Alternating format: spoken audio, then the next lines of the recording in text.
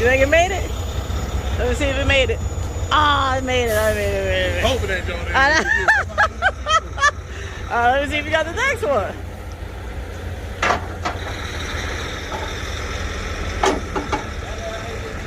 Alright, what you talking about? I'm making sure you good. Alright, you ready? See, you made it. I don't know. I'm gonna safely say you did it. You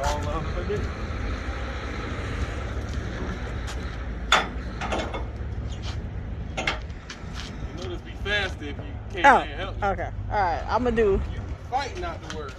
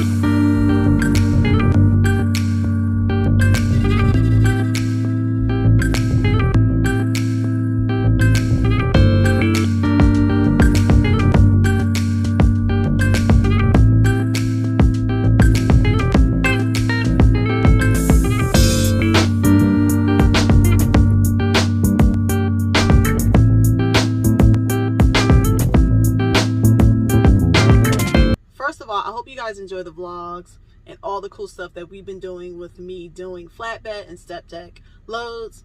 But I wanted to take this opportunity to speak specifically to the men.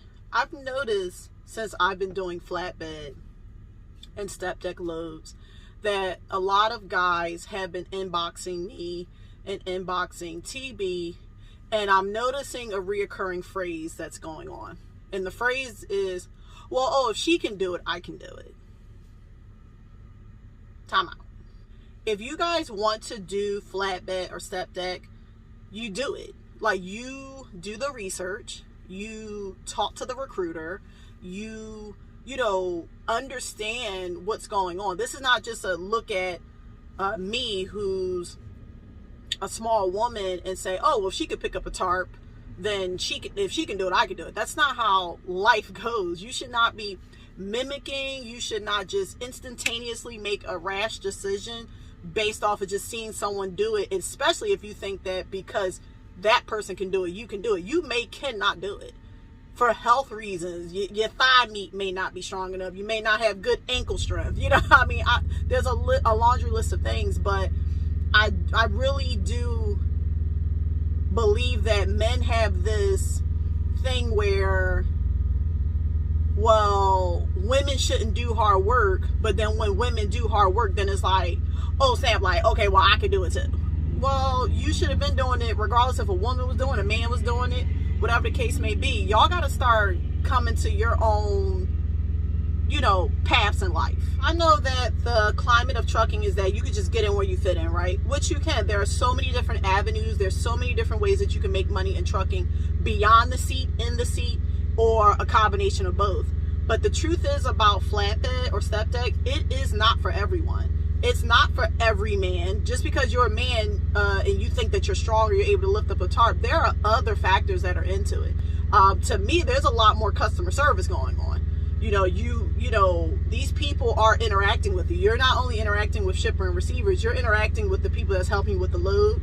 Sometimes they be having a little attitude, stuff like that. One, your attitude in general always is going to be up and down because the weather. Sometimes, you know, it be just too cold, or it be too hot, or it's just too early in the morning for the pleasantries and stuff like that. Another thing is there's a lot more communication with your company. We are company flatbed StepDeck, and it's a lot more communication. It's way easier to just call someone and talk to someone opposed to going through the Qualcomm message banter back and forth. So there's a lot of other things other than that. There are great things about it. For me, top 3 is the time. I love the time slot. I love the fact that it's not so regimented like reefer and drive-in, where it's like you had to be at that appointment time, or you could possibly be rescheduled, and then you have to hear the mouth of your DM. You have to hear from the company how now you're late, and it's like this whole global situation now where they have to talk you off the ledge and explain to you how you're not going to get your bonus and all this nonsense.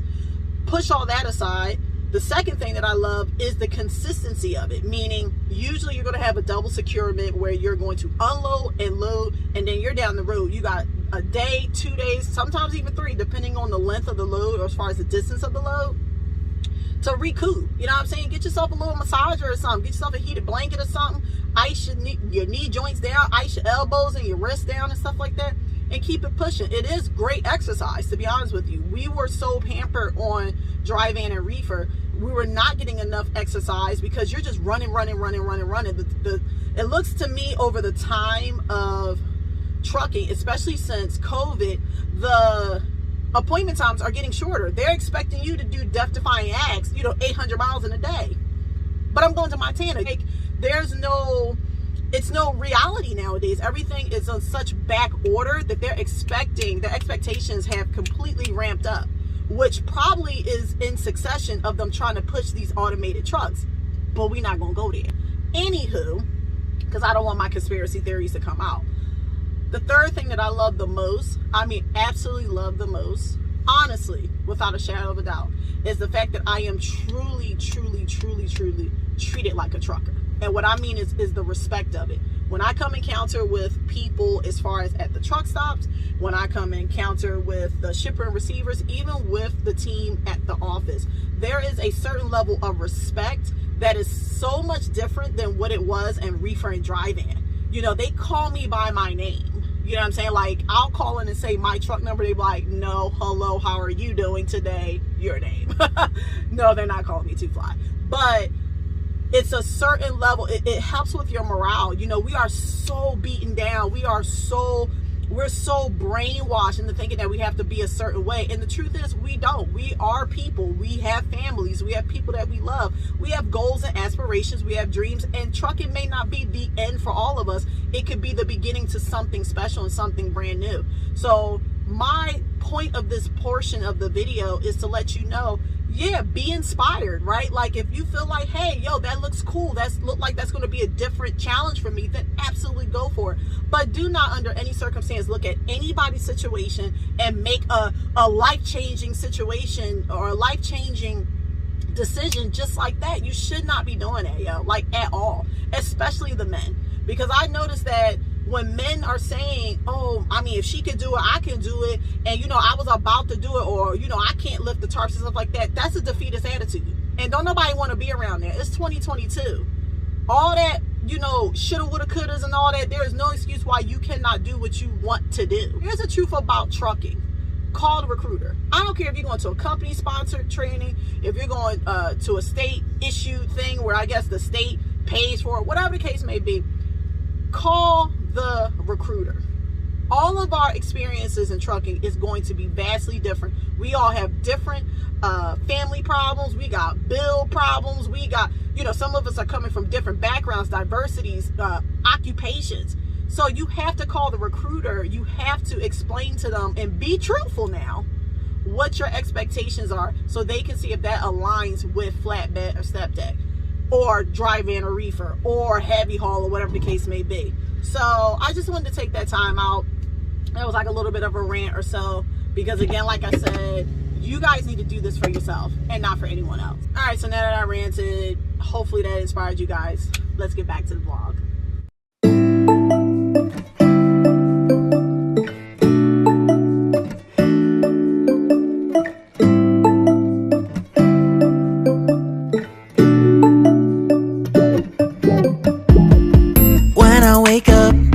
I feel cozy, yeah. Can you hold up? Don't need no coffee yet. Got no makeup. How do you look so fine? Bust up, bust up. How did I make you mine? Stay a minute, another minute. Hold on a second, I love this moment, yeah. Stay a minute, another minute. Hold on a second, I love this moment, yeah.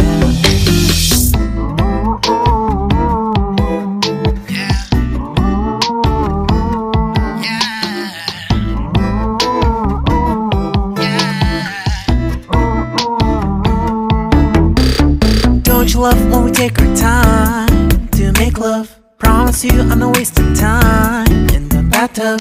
We don't gotta rush, no, never gonna rush, no. My life's in a slow-mo, always in a slow-mo. I still show up on